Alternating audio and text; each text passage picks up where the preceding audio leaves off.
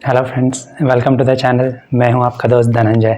सो finally मैंने Mohanlal sir की much awaited movie Malaikottai Vaaliban देख ली है and I can only say one thing, it's actually a masterpiece visually and the movie is directed by one of my favourites Mr Lijo Jose पेल्लिसेरी।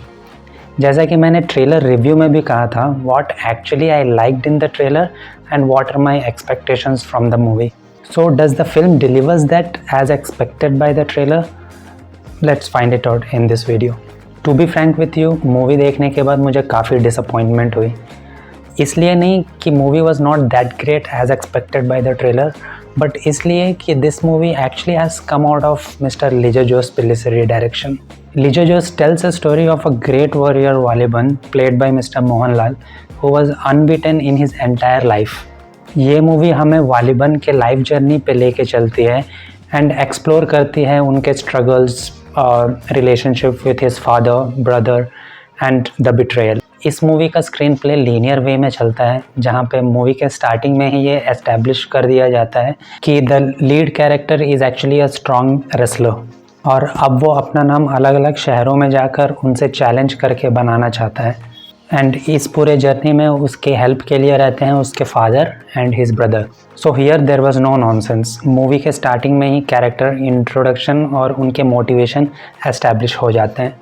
Now talking about the characters, इस movie में 6 से 7 main characters हैं जिनके around ये movie चलती है। Almost पूरी movie में सभी कैरेक्टर्स को देखकर ये समझ में आता है कि उनका क्या इम्पोर्टेंस है और क्या मोटिवेशन है towards the lead character Vaaliban and his journey to become the greatest warrior ever. But suddenly there is a shift in the last 20 minutes of the movie, जहाँ पर because of some misinformation सारे characters Vaaliban के against हो जाते हैं। उस moment के बाद से हमें ऐसा लगता है कि हम कोई दूसरी मूवी ही देख रहे हैं। So we feel like cheated by the narrative. But at the same time having a twist and a character shift is quite common in any movie. But अगर मूवी का कोर इमोशन ही last के 20 minute के ड्रामे पे based है तो इसको काफ़ी पहले ही मूवी के नरेशन में एस्टैब्लिश कर देना चाहिए था, so that the audience will be prepared for what they are subscribing in the coming scenes of the movie. I feel there the movie couldn't do service with its whole narrative. This is just my opinion by the way, but when we talk about cinematography there is no comparison to that. इस movie में आपको ऐसे कई scenes मिल जाएंगे जो कि painting से कुछ कम नहीं लगते। चाहे दिन हो या रात हो, चाहे सुबह हो या शाम हो, डीओपी मधु नीलकंदन ने ऐसी लाइटिंग की है इस मूवी में कि स्क्रीन से नज़र नहीं हटती कुछ कुछ सीन्स में।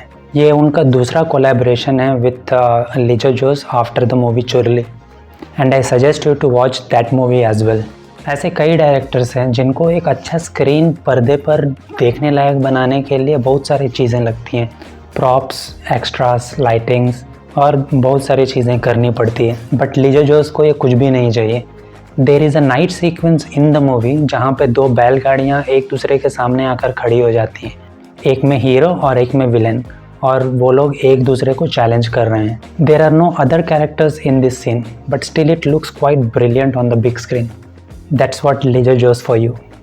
सिर्फ 2 बैलगाड़ियों के साथ in a wide frame, too brilliant. There are so many other scenes like this in the movie जिसके ऊपर मैं डिस्कस करना चाहता हूँ बट फिर वीडियो लंबी हो जाएगी। One thing I can say, at least the movie doesn't disappoint in this department for sure. Movie के एक्शन सीक्वेंसेस काफ़ी अच्छी तरह कोरियोग्राफ्ड किए गए हैं, specially the introduction action sequence and another action sequence in the post interval in the Kings arena. But ऐसे भी कुछ एक्शन सीक्वेंसेस हैं मूवी में जो कि काफ़ी इलॉजिकल लगते हैं, but some of the action sequences work because of the great background score behind them.